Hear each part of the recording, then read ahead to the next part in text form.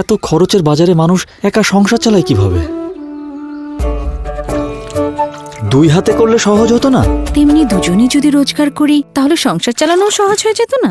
আমি কাজ শুরু করব, কাপড় সেলাইয়ের। একসাথে রোজগার করব, একসাথে সংসার চালাবো। হুইল 2 in 1, কাপড় ফ্রেশ, চিন্তাও ফ্রেশ।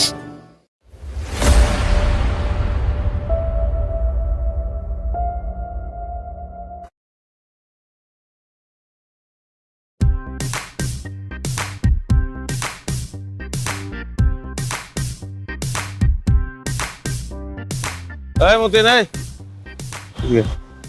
ও শফিক ভাই, আমি আসলে আপনার খেয়াল করি নাই। কেমন আছেন? কই যান?